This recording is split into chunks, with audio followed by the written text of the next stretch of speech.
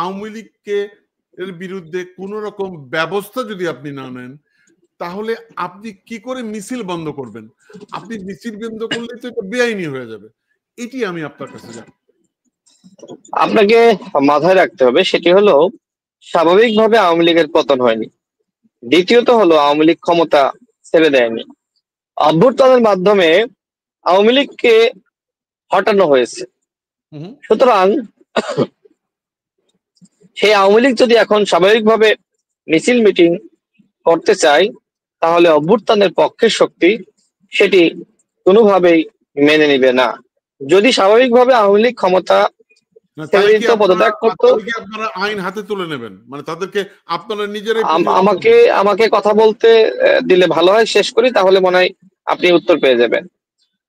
আওয়ামী লীগের পরাজয় হয়েছে, যেমনি ভাবে পাকিস্তান বাংলাদেশের সাথে পরাজিত হয়েছিল।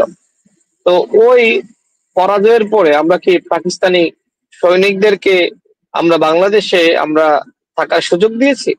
পাকিস্তানকে আবার দমন পীড়ন করার সুযোগ দিয়েছি? আমরা কি পাকিস্তানকে আবার বাংলাদেশের সাথে এক রাষ্ট্র হওয়ার সুযোগ দিয়েছি? আমরা দিইনি। সুতরাং আওয়ামী লীগ ঠিক একইভাবে ওই পরাজিত শক্তি, দল হিসেবে পরাজিত শক্তি, এবং ওই দলের যে ক্ষমতা সেটি শেষ হয়েছে, ওই দলের অস্তিত্ব বিলীন হয়েছে। সুতরাং ওই দলকে পুঁজি করে কেউ যদি আবার ফিরে আসার চেষ্টা করে, তিনি কোনো রাজনীতি করার জন্য ফিরে আসবেন না। তিনি আসবেন প্রতিশোধ নেওয়ার জন্য, তিনি ফিরে আসবেন হত্যা করার জন্য, তিনি ফিরে আসবেন মাফিয়া রানী হিসেবে আমাদের বাংলাদেশের জনগণকে গুম করার জন্য, কষ্ট দেওয়ার জন্য। সুতরাং ওই আওয়ামী লীগকে, ওই মাফিয়া লীগকে আমরা আর কোনোভাবেই ফিরতে দিতে পারি না। I am sorry about that. ৭১-এর স্বাধীনতা যুদ্ধে জামাতে ইসলাম বিরোধিতা করেছিল। আমরা কি জামাতে ইসলামকে নিষিদ্ধ করতে পেরেছিলাম? প্রথম প্রশ্ন। দেখেন, জামাতের নেতাদের, জি আমি এটা শেষ করি, জি বলুন। এটা আমি শেষ করে দিই, না হলে ভুলে যাব প্রশ্ন। জি হ্যাঁ, ওই সময়কার জামাতের নেতারা যারা ছিলেন, তারা বিরোধিতা করেছেন, এবং এটি এখনকার নেতারা স্বীকার করেন, এবং তারা এটিও বলেন যে ওই সময়কার নেতাদের যে চিন্তা, সেই চিন্তার সাথে আমরা একমত নয়। যে কারণে দেখবেন তারা এখন কিন্তু স্বাধীনতাকে মানে, তারা এখন বিজয় দিবসকে মানে, বিবৃতি দেয়, এবং তারা তাদের মতন করে পালন করে। এটি আমি দেখেছি। এবং তারা কোনো নেতা কিন্তু যেটি বলে যে তারা এটির জন্য অনুতপ্ত, এবং তারা অবশ্যই মনে করে তাদের পূর্বপুরুষ যারা ছিল ভুল করেছে। এখন যারা শিবির করে বা এখনকার যারা জামাত করে, তারা তো আর ওই যুদ্ধ অপরাধীর দায়টা নিতে পারে না। আপনি বলেন, আপনার বাবা অন্যায় করেছে, আপনি সন্তান হিসেবে আপনি কি সেই বাবার দায়ে আপনি দোষী হবেন?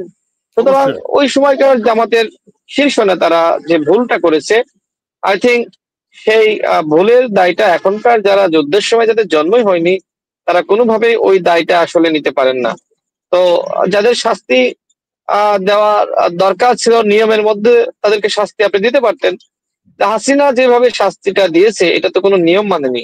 তারা ভারতের পরামর্শে তারা জামাতকে আসলে নিঃশেষ করার জন্য তারা নানান ধরনের একটি চক্রান্ত, একটি মিশন হাতে নিয়েছিল।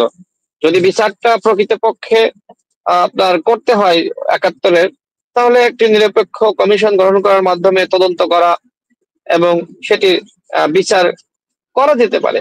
কিন্তু হাসিনা যেভাবে আন্তর্জাতিক অপরাধ ট্রাইব্যুনাল বা যুদ্ধ অপরাধীদের বিচারের জন্য ট্রাইব্যুনাল গঠন করে বিচারটা আসলে আপনার করেছিল, এই বিচারের ভিতরে অনেক ফাঁকফোকর ছিল, প্রতিহিংসা ছিল, এবং অনেক ধরনের হিংসা ছিল, অনেক ধরনের আপনার বিচার বিভাগের উপর হস্তক্ষেপ ছিল। সুতরাং আমরা মনে করি অবশ্যই ৭১-এ কি ঘটেছিল তার প্রকৃত ইতিহাস আমাদের জানতে হবে। আমরা যেটি জানি, আমরা যেটি শুনি, আমরা যেটি আসলে, আমি ইতিহাসে যেতে চাচ্ছি না এই মুহূর্তে। আমি জাস্ট আমি আপনাকে প্রশ্ন করেছি যে আমরা কিন্তু করতে পারিনি, এবং শেষ পর্যায়ে শেখ হাসিনা হয়তো কয়েকদিনের জন্য নিষিদ্ধ করেছে। এখন সেটাও মানে করেছিল মানে অধ্যাদেশ দিয়ে। এখন আমার প্রশ্ন যে এখন আমাদের অন্তর্বর্তীকালীন সরকার, সেই সরকারের প্রধান আমাদের সকলের শ্রদ্ধেয় প্রফেসর ইউনূস সাহেব বলছেন যে আমরা এখনো কোনো সিদ্ধান্ত, অর্থাৎ আওয়ামী লীগকে নিষিদ্ধের কোনো পরিকল্পনা এই সরকারের নাই। তাহলে এটা কি বলবেন? না, এটি অত্যন্ত দুঃখজনক। আমাদের প্রধান উপদেষ্টা যে বক্তব্য বিবিসি সাক্ষাৎকারে দিয়েছিলেন, তার সেই বক্তব্যের প্রেক্ষিতে ঢাকা বিশ্ববিদ্যালয় ক্যাম্পাসে বিক্ষোভ হয়েছে, অনেক জায়গায় মিছিল হয়েছে। আমরাও তার বক্তব্যের বিরোধিতা করে আমরা প্রতিবাদ জানিয়েছি এবং পাবলিক প্রোগ্রাম থেকে বক্তব্য দিয়েছি। এরপরে প্রধান উপদেষ্টা আর সেই বিষয়ে কোনো মন্তব্য করেননি। তিনি নিজেই বুঝতে পেরেছেন যে জনগণ তার বক্তব্য গ্রহণ করেনি। আওয়ামী লীগ নির্বাচনে অংশ নিবে কি নিবে না, সেটি আওয়ামী লীগের দলীয় সিদ্ধান্ত, এটি আমরা বিশ্বাস করি না। দল হিসেবে আওয়ামী লীগ এই সিদ্ধান্ত নিতে পারে না। এই সিদ্ধান্ত অবশ্যই সরকারকে নিতে হবে। অনেকে বলছে জনগণ সিদ্ধান্ত নিবে। জনগণ আসলে বায়বীয়।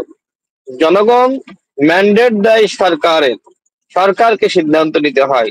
এই মুহূর্তে এই অভ্যুত্থানের সরকার, সেই সরকারকে জনগণ ম্যান্ডেট দিয়েছে।